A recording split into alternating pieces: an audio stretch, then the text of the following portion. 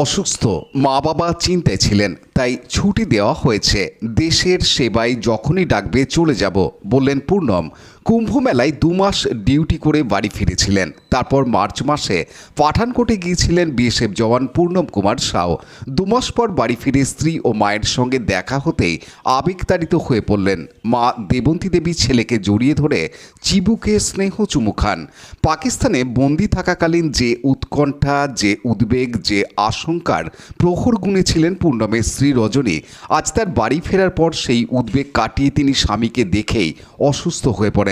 স্বামীর ঘরে ফেরার জন্য সকাল থেকে অপেক্ষা করেছেন। পূর্ণমের কিনে দেওয়া পছন্দের শাড়ি পরে সুন্দর করে সেজেছেন। পাকিস্তান থেকে পূর্ণম অবশেষে ছাড়া পেয়ে বাড়ি ফিরেছেন। সেই উচ্ছ্বাস আনন্দে কেঁদে ফেলেন রজনী।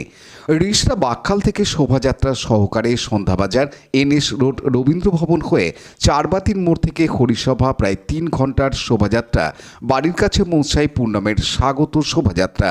পাড়ার হরিসভা মন্দির পুজো দিয়ে বাড়ি ঢুকে পূর্ণম।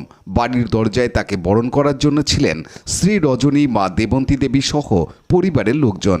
সেখানে তাকে দই মিষ্টি খাইয়ে ফুলের মালা পরিয়ে বরণ করে ঘরে তোলা হয়। বাড়িতে অতিথি সহ প্রতিবেশীদের ভিড় উপচে পড়ে। এদিন বাড়ি ফেরার পর পূর্ণম জানাই, সবার সহযোগিতায় আমি দেশে ফিরতে পেরেছি।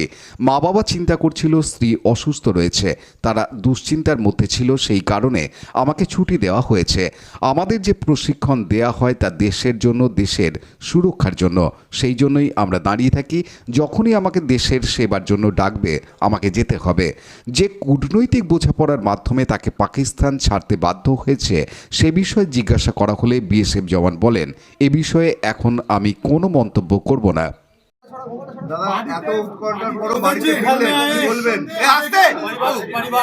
परिवार वाले हैं, पास में आपके माता जी हैं, आपके वाइफ से मुलाकात हुआ, बच्चों से मुलाकात हुआ, कैसा लग रहा है?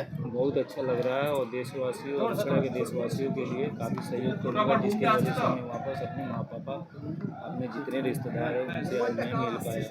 और हमारे घर के सहयोग में काफ़ी हमारे चेयरमैन विजय मिश्रा जी का काफ़ी सहयोग है।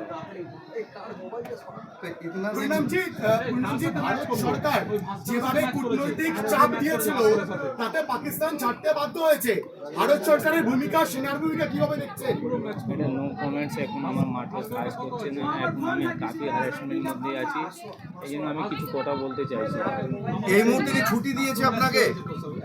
আপনার দপ্তর থেকে কি ছুটি দেওয়া হয়েছে? আমার ছুটি দেওয়া হয়েছে, আমার ছুটি দেওয়া হয়েছে। আমাদের মা বাবা সবারই ঘরে বাড়িতে অনেক কিছু টেনশন করছিল, তাই জন্যে আমি মা বাবার সঙ্গে সবার রিশ্তেদার সঙ্গে সিন্দুর অপারেশন হয়েছে, এই জন্য টেনশনের মধ্যে থাকবে, এই জন্য দেখা করতে জন্য এসেছি।